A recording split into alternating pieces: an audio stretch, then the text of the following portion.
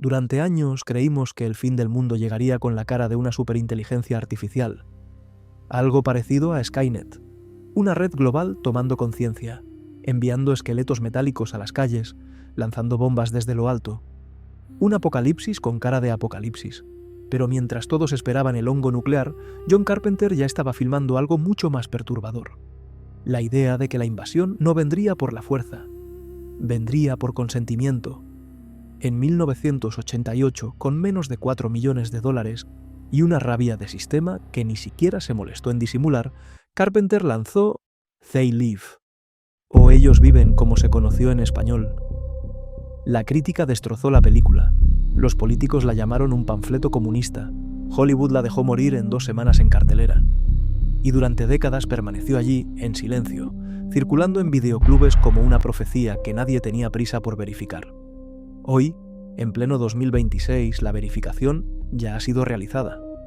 Él obedece, él consume, él reproduce. No están más en carteles en la calle. Están en el feed de Instagram, en el algoritmo de YouTube, en la notificación que vibró en tu muñeca mientras veías esto. Y la pregunta que la película dejó en el aire, la pregunta que la mayoría de los análisis respondió, señalando hacia las gafas, tiene otra respuesta. La respuesta está en Frank. Si ya has comenzado a darte cuenta de que el problema no es el control, sino cuánto se acepta sin resistencia, inscríbete en el canal ahora. Porque cuando comienzas a ver esto, se vuelve difícil seguir llamando elección a aquello que nunca fue cuestionado. Para entender They Live, es necesario comprender en qué estado de ánimo John Carpenter filmó esto. En 1986, 2 años antes, había recibido un golpe del que pocos directores sobreviven con la carrera intacta. Golpe en Chinatown, protagonizado por su eterno aliado Kurt Russell, fue un fracaso monumental de taquilla. Hollywood había confiado a Carpenter un presupuesto enorme, y según los estudios, él mismo había dinamitado la confianza de la industria. Estaba fuera, sin invitaciones ni sin grandes proyectos, sin espacio en un sistema al que había irritado demasiado para seguir participando. Cualquier otro director habría intentado encajar. Habría imitado a Spielberg o George Lucas para recuperar su lugar en la mesa. Habría suavizado los ángulos, pulido los excesos, aprendido a sonreír en las reuniones adecuadas. Carpenter hizo lo opuesto. Firmó un contrato para hacer películas de bajo presupuesto, donde tuviera control absoluto. Estaba tan resentido con el sistema que ni siquiera firmó el guión con su propio nombre. Usó el seudónimo Frank Armitage, un homenaje al escritor H.P. Lovecraft. Es importante recordar ese nombre, Frank. Ese detalle no es trivial. Carpenter estaba, literalmente, borrando la propia identidad de un proyecto que nacía de la ira más pura que había sentido hacia la industria. Era un gesto, a la vez, de protección y de provocación. Si la película era destruida por la crítica, que Frank Armitage llevara la culpa. Si la película decía, además, que Frank Armitage asumiera las consecuencias. Pero todos sabrían que detrás de Frank Armitage estaba él. Con aproximadamente $4 millones, una miseria para la época, suficiente para financiar quizás 10 minutos de un blockbuster normal, decidió filmar la cara más fea de Los Ángeles. No el Los Ángeles de palmeras, piscinas y fiestas de lanzamiento. El otro, el de los callejones, de los indigentes, de las filas de empleo que siempre terminan con la misma respuesta. No hay vacantes. Y para eso tomó una decisión técnica que dice más sobre sus intenciones que cualquier entrevista que haya dado. Usó lentes anamórficas de Panavision. Este es el formato de las grandes epopeyas, el formato que Hollywood utiliza para filmar desiertos inmensos y batallas históricas y horizontes que parecen no tener fin. Carpenter lo usó para dar dignidad cinematográfica a la miseria. Quería que la pobreza y esos callejones donde nadie mira se vieran en la pantalla grande, en toda su extensión, obligando al espectador a enfrentar lo que la sociedad prefiere fingir que no existe. Era su forma de decir, la invasión no está ocurriendo en una galaxia muy, muy lejana. Está sucediendo ahora mismo en la sala de tu casa. El protagonista se llama John Nada, un vaquero urbano que llega a la ciudad con una mochila a cuestas y una creencia inquebrantable. Si sigues las reglas, si trabajas duro y no te quejas, el sistema te recompensará. esfuerzo igual a recompensa. La cuenta, según él, está clara. El personaje está basado en un cuento de Ray Nelson llamado 8 O'Clock in the Morning, que a su vez generó una historia en cómic llamada simplemente Nada. En el cómic, la situación es más oscura y ambigua que en la película. Los extraterrestres no se concentran en la élite, están en todos los estratos de la sociedad, incluso entre los pobres. Y hay una inquietante duda que recorre toda la historia. ¿Este hombre realmente está viendo una conspiración alienígena? ¿O es un psicópata que asesina personas porque cree que son monstruos? Carpenter preservó la ambigüedad, pero la redirigió. En la película, Nada no es un arquetipo espiritual ni un héroe de acción convencional. Él es la clase trabajadora personificada. Llega a Los Ángeles sin poder conseguir empleo por las vías normales. Cuando finalmente consigue un trabajo temporal en una obra en construcción, lo logra solo porque no está sindicalizado, y por eso gana menos que los demás. La precarización del trabajo está presente desde los primeros 5 minutos, antes de que cualquier extraterrestre aparezca en escena. Él va a vivir en un descampado, una favela real, no un escenario construido. El lugar se llamaba Justiceville. Era una comunidad genuina de familias sin hogar en Los Ángeles. Poco después de que Carpenter terminó de filmar allí, la alcaldía envió tractores y policías para demoler todo. Eso no está en la película. Sucedió después. Pero el hecho de que sucedió es, en sí mismo, parte de la narrativa que la película estaba contando. Del lado del descampado hay una iglesia africana, y dentro de ella un sacerdote ciego que repite en voz alta las mismas frases que un misterioso hacker transmite por la televisión, interrumpiendo la programación normal. Cuando comienzas a entender que el sacerdote está anticipando las transmisiones, o escribiéndolas, te das cuenta de que algo late bajo la superficie de esta América que la película está mostrando. Para el papel de John Nada, el estudio quería un galán. Uno de esos actores que cuando todo explota, salen ilesos, con el mismo peinado como si el caos a su alrededor fuera solo el telón de fondo para su perfección fotogénica. Carpenter quería otra cosa. Alguien que supiera lo que es realmente pasarlo mal.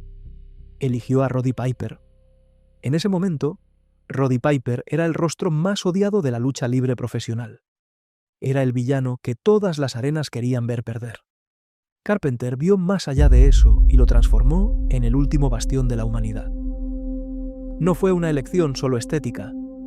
Piper tenía un pasado que encajaba quirúrgicamente en lo que el personaje necesitaba ser. A los 15 años fue expulsado de casa, durmió en albergues y callejones antes de hacerse famoso en el ring. Cuando ves a Nada caminando con la mochilita, no estás viendo a un actor de método que investigó la pobreza en libros. Estás viendo a alguien que lleva esa memoria en el cuerpo.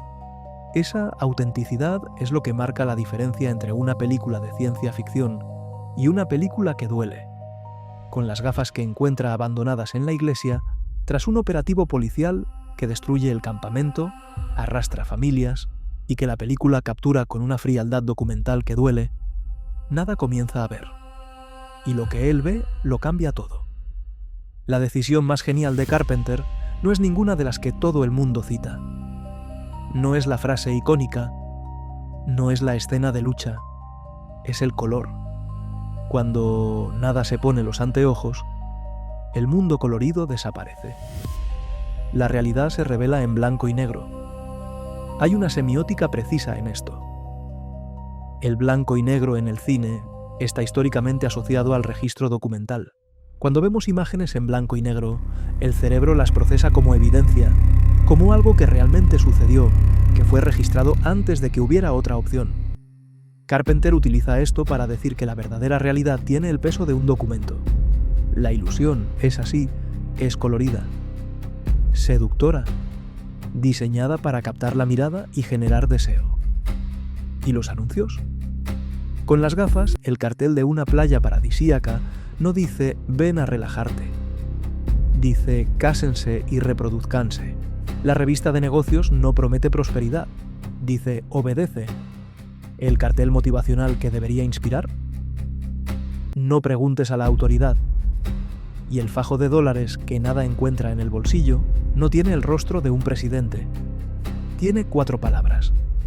Este es tu Dios. Si había alguna duda sobre la intención de Carpenter, este momento la elimina. Pero hay un detalle que la mayoría de los análisis ignora. Usar las gafas duele. Cada vez que nada se las pone, una migraña violenta la derriba. Carpenter está siendo explícito sobre algo que normalmente se prefiere romantizar. Despertar no es una iluminación suave. No es una luz que se enciende y todo queda claro. Es dolor físico. Es el equivalente a mirar directamente al sol, después de años en la oscuridad. La luz que libera, primero ciega. Es la misma imagen de Platón, reformulada para un callejón de Los Ángeles. Si estás comenzando a darte cuenta de que no se necesita fuerza cuando el comportamiento ya ha sido moldeado, dale like y impulsiona este video. Eso hace que YouTube entregue más nuestro video, ayudando al crecimiento de nuestro canal, porque cuando el sistema no necesita obligarte, es porque ya ha aprendido a hacer que tú quieras. La tecnología de los alienígenas en They Live es en 1988 ciencia ficción de bajo presupuesto. Drones diminutos patrullan Los Ángeles. Un transmisor de televisión emite una frecuencia continua que bloquea la percepción humana. No una señal que ordena comportamientos, sino un velo que impide ver lo que está delante de los ojos. Y para comunicarse entre ellos, para coordinar la vigilancia y el control, los alienígenas usan relojes de pulsera sofisticados. Relojes de pulsera como herramientas de comunicación y control de la élite. 30 años antes de que el smartwatch se convirtiera en un objeto cotidiano. Hoy, este transmisor no está en un edificio en Hollywood. Está en el Wi-Fi, en el 5G, en las vibraciones constantes en tu pulso y en las notificaciones que interrumpen cualquier pensamiento que dure más de 30 segundos. Y la señal no proviene solo del hardware, viene del contenido. Los noticieros dejaron de informar, pasaron a filtrar. No te entregan la realidad, te entregan la versión de la realidad que es conveniente que creas. Las redes sociales operan con un clickbait que deforma la noticia original antes incluso de que hagas clic. Saben que la mayoría de las personas solo lee el título y sigue adelante. Y entonces, el título fue construido para programar una reacción, no para informar un hecho. Ese encabezado deformado es el nuevo anuncio subliminal. Te programa el pensamiento sin que siquiera entres a leer la nota. El algoritmo de Instagram, de TikTok, de YouTube, funciona exactamente como el transmisor de la película. Está calibrado para nunca quitarte las gafas equivocadas, las que solo muestran lo que refuerza lo que ya crees. Te crea una cámara de eco. Te mantiene anestesiado. Y lo más importante, te hace odiar a quien está a tu lado por pensar diferente, mientras nunca levantas la vista para ver quién está tirando de los hilos. Hay un detalle en la película que la mayoría pasa por alto. En un momento determinado, vemos a uno de los alienígenas saliendo por los túneles subterráneos que utilizan para moverse por la ciudad, en dirección al lugar de donde vinieron, que se sugiere que es Andrómeda, y ese alienígena está cargando una bolsa de dinero. Él vino, extrajo, ganó y se está yendo. Es la metáfora más directa de la historia, no sobre extraterrestres, sobre especuladores extranjeros, sobre fondos de inversión que no tienen rostro ni bandera, sobre empresas que llegan, precarizan, destruyen el medio ambiente que necesitan destruir para operar y desaparecen con el dinero. Somos, como los propios personajes de la película dicen en un diálogo que quedó olvidado durante décadas, su tercer mundo. Hay una escena en los túneles subterráneos que Carpenter entregó sin ceremonias, como quien lanza una piedra en medio del camino y sigue caminando. Nada y su compañero encuentran la resistencia. Uno de los líderes, explicando la situación, dice que los llaman comunistas. Y entonces viene la frase: los extraterrestres llegan aquí, exploran todo lo que existe y se llevan el dinero. Somos su tercer mundo. En los años 80 esta frase era una provocación. En 2026 es una descripción de un modelo económico. Lo que las potencias del primer mundo históricamente hicieron con América Latina, con África, con cualquier territorio que tuviera recursos y no tuviera la fuerza suficiente para protegerlos. Eso está mapeado en esta frase de una película B de ciencia ficción que la crítica llamó basura. Más adelante hay otro detalle que va en la misma dirección. Los extraterrestres están provocando el calentamiento global intencionalmente. Necesitan que la Tierra esté más caliente porque así es su atmósfera de origen. Están transformando el planeta para que los humanos mueran y ellos se sientan más cómodos. Es la metáfora más cruda de las multinacionales que destruyen el medio ambiente como su producto natural de la ganancia. No es malicia personal, es lógica sistémica.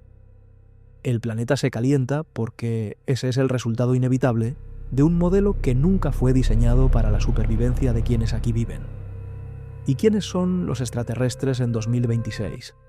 No tienen cara esquelética ni vienen de Andrómeda. Son los CEOs de las Big Tech. Son los algoritmos de los fondos de inversión que deciden el precio de tu alquiler.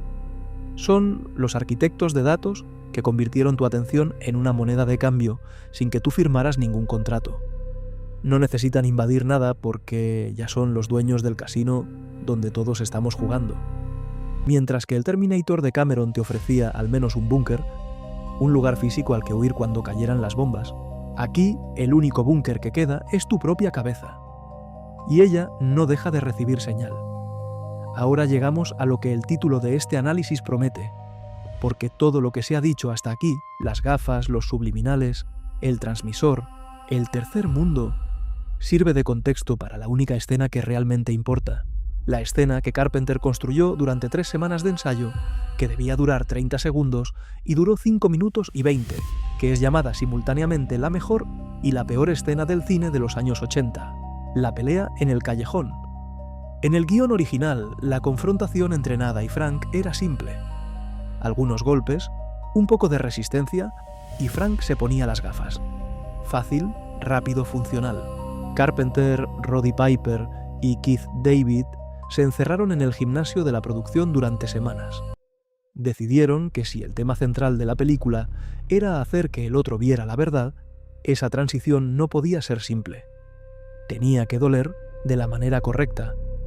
El resultado es una pelea larga, sucia, sin coreografía limpia, sin los cortes rápidos que el cine moderno utiliza para ocultar el esfuerzo real detrás de una secuencia de acción. Planos largos, sudor visible, falta de aire real. 2 hombres que claramente han entrenado lo suficiente como para hacerse daño de verdad, destruyéndose el uno al otro en una calle sin público, sin un propósito aparente, sin el glamour que Hollywood siempre insiste en inyectar en la violencia para que parezca digerible. Es una pelea fea. Es una pelea entre amigos. Es, en muchos sentidos, la única pelea honesta que el cine de los años 80 produjo. Y la pregunta que todo análisis hace es, ¿por qué Frank no simplemente se pone las gafas? La respuesta no está en la terquedad, está en la filosofía. Frank es negro. Tiene 3 hijos, tiene una esposa. Vino a esa ciudad a trabajar y no está ganando mucho dinero, pero es lo que tiene. Más que eso, como hombre negro en Los Ángeles en los años 80, él carga un peso que nada nunca tendrá que cargar. Cada interacción con el sistema lleva una amenaza implícita que para nada es abstracta, pero para Frank es concreta y personal. Si se involucra en cualquier cosa, si se convierte en el tipo de persona que ve extraterrestres en la clase dominante y decide hacer algo al respecto, sabe exactamente lo que le sucede a alguien como él cuando el sistema decide responder. No es paranoia, es memoria histórica. Entonces Frank pelea. No para ganar. No porque crea que nada está mal, sino porque ponerse las gafas significa aceptar que el mundo que ha construido a su alrededor, el empleo precario, la familia, la estabilidad frágil, la promesa de que si te mantienes en la línea todo estará bien, es una mentira en la que ha elegido creer. Y renunciar a una mentira que te da identidad, que te da un lugar en el mundo por más estrecho que sea, es más aterrador que cualquier monstruo con cara de calavera. El filósofo Slavoj Žižek hizo una lectura de esta escena que ilumina algo que la película estaba diciendo pero que nadie había formulado con precisión. La ideología, argumenta, no es solo una imposición externa, no es simplemente un sistema que te condiciona sin que te des cuenta, convirtiéndote en una víctima pasiva. Hay un componente voluntario.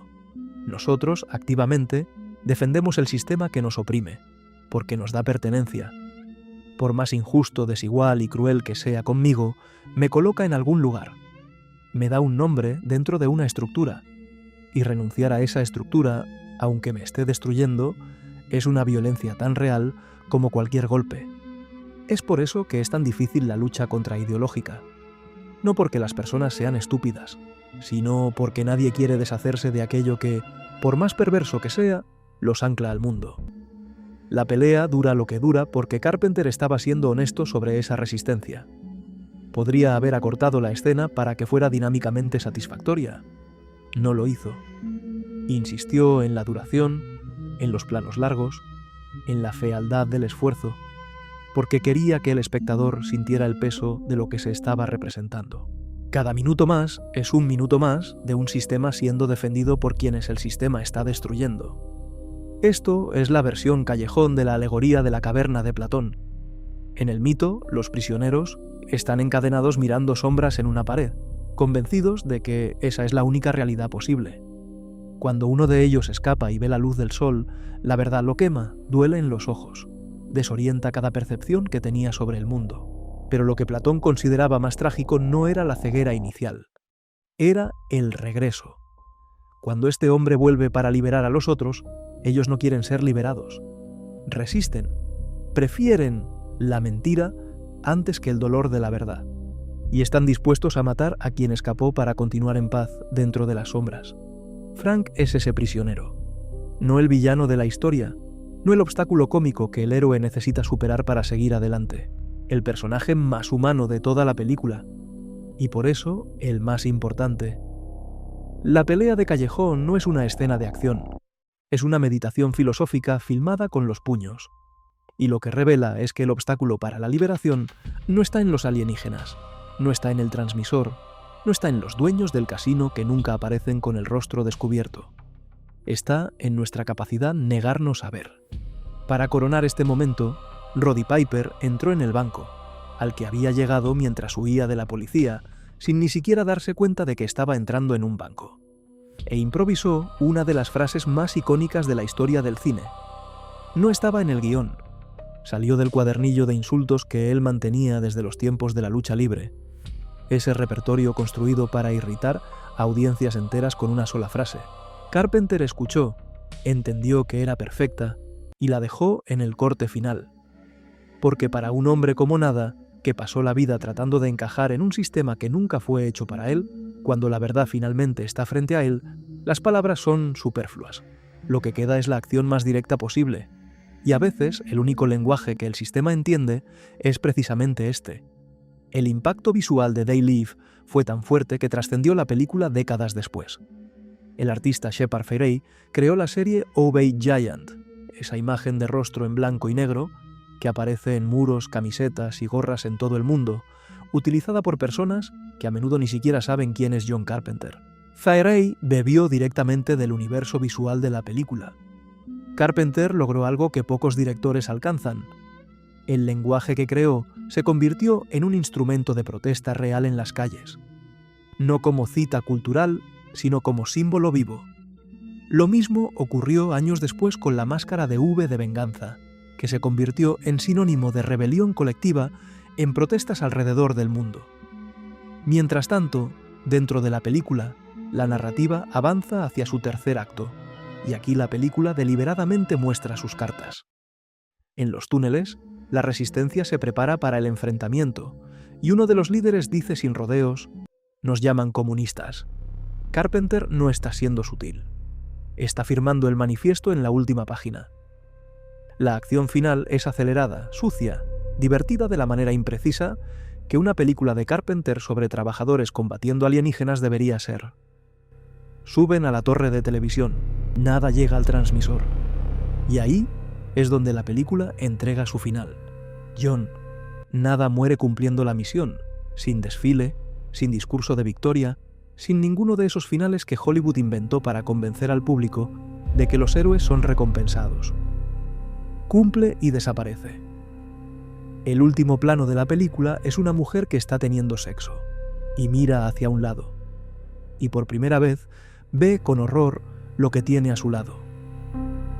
La verdad sin filtro. Expuesta de repente, sin preparación, es la genialidad final de Carpenter. No hay una resolución reconfortante.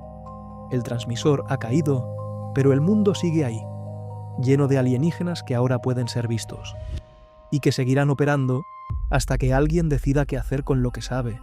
La película entrega la verdad en la última escena y desaparece. Como si dijera, listo, ahí está, ahora ustedes arréglénselo. En 1988, la crítica hizo lo que siempre hace cuando algo duele en el lugar correcto. Lo llamó panfleto, comunista, simplista, demasiado agresivo, demasiado obvio, poco sutil. Magnates, empresarios y políticos llegaron a involucrarse públicamente diciendo que Carpenter debería dedicarse a otra cosa. Hollywood dejó que la película muriera en cartelera en 2 semanas, un largometraje que había debutado en primer lugar en la taquilla. El público respondió. Los dueños de la narrativa decidieron que era mejor que no durara. El propio Carpenter dijo años después, la industria no gusta cuando señalas tus propios pecados. En 1988, Hollywood estaba en plena fiesta de la era Reagan. De repente aparece un outsider, ya responsable de pérdidas anteriores, y dice que los villanos no son monstruos de Marte, son los hombres de traje que dirigen los estudios, los bancos, los medios. Los extraterrestres eran ellos. Y entonces, décadas más tarde, llegó un intento aún más revelador de secuestrar la película. Grupos de extrema derecha y neonazis comenzaron a difundir la interpretación de que los extraterrestres eran una alegoría de una supuesta conspiración judía. Carpenter tuvo que intervenir públicamente, con un mensaje directo que se volvió viral. They Live trata sobre el capitalismo desenfrenado y el consumismo. No sobre nada más. Dejen de inventar. El hombre no permitió que usaran su obra para sembrar odio. Dejó claro. El enemigo es el sistema, no una religión, no una etnia, no un pueblo. El enemigo es la estructura que devora a todos, incluido a quien imagina estar protegido dentro de ella. Después tuvo que aclarar en un segundo post que no estaba en contra del capitalismo en sí, sino contra el capitalismo desenfrenado, que no es lo mismo. Pero no todos quisieron entender la distinción. They Live se convirtió en un culto de la manera más honesta que una película puede convertirse, a través del boca a boca, por el descubrimiento lento, de persona a persona, en videoclubes y luego en plataformas de streaming, por gente que veía y sentía que algo en eso resonaba con lo que estaban viviendo, no como nostalgia, sino como reconocimiento. Filósofos comenzaron a analizarlo. Zizek utilizó la escena de la pelea para ilustrar la naturaleza voluntaria de la ideología con una claridad que los textos académicos rara vez logran. Artistas visuales usaron la estética para transformar muros en protestas, y cualquiera que sintiera que algo no encajaba en el discurso oficial, cualquiera que mirara un anuncio, un noticiero, un discurso político vacío y sintiera esa incomodidad sin nombre, esa sensación de que hay una capa más que nadie está nombrando, encontró en They Live un lenguaje para ello. La diferencia entre esta película y otras de los años 80 que parecen anticuadas es precisamente esa. La mayoría ha envejecido, los efectos especiales se han vuelto malos, la estética se ha vuelto obsoleta, las referencias culturales han perdido fuerza. They Live se ha mantenido más joven, porque los años 80 han vuelto, no como moda vintage, sino como modelo económico. El neoliberalismo que Carpenter estaba filmando en 1988 no solo se ha mantenido, sino que en varios aspectos se ha radicalizado. Los millonarios que eran los villanos en ese entonces se han convertido en billonarios, y pronto estaremos hablando de trillonarios como si fuera normal, como si la distancia entre ese nivel de riqueza y cualquier vida humana reconocible fuera solo una cuestión de escala, no de especie. Cada vez que ves un anuncio que promete pertenencia a cambio de consumo, cada vez que un algoritmo te muestra exactamente lo que ya crees para asegurarse de que nunca tengas que pensar diferente, cada vez que un discurso político utiliza la genuina ira de las personas para dirigirlas contra sí mismas en lugar de contra las estructuras que las oprimen, la voz de Carpenter resuena, no como profeta, como alguien que simplemente miró sin filtro y anotó lo que vio, porque Skynet quería tu cuerpo muerto. El transmisor quiere tu voluntad viva, pero domesticada, calibrada, orientada. Quiere que produzcas, consumas, te reproduzcas y gastes tu energía juzgando al vecino mientras los dueños del casino cuentan las fichas en la sala de arriba. Mientras el Terminator de Cameron te ofrecía al menos un búnker, Un lugar físico al que escapar cuando cayeran las bombas. Aquí el único búnker que queda es el interior de tu cabeza. Y no deja de recibir señal. Lo que Carpenter entendió, y que hace que la película sea insoportablemente actual, es que el sistema más eficiente de control no es aquel que te fuerza. Es aquel que te convence de que estás eligiendo libremente, que te hace defender tu propia jaula como si fuera un hogar, que transforma tu resignación en identidad y tu obediencia en virtud. Es por eso que Frank pelea. Es por eso que la pelea dura 5 minutos y 20. Es por eso que la película no termina con una fiesta. Si este tipo de análisis tiene sentido para ti, cuestionar no solo el sistema, sino cuánto participas de él sin darte cuenta, suscríbete al canal, activa las notificaciones y no olvides darle ese hype al video.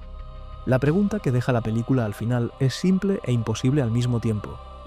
Si supieras de verdad, que después de las gafas, la dulzura se acaba, que la ilusión colorida desaparece y lo que queda es la realidad en blanco y negro, árida y sin filtro, sin la comodidad de las sombras familiares, ¿te las pondrías?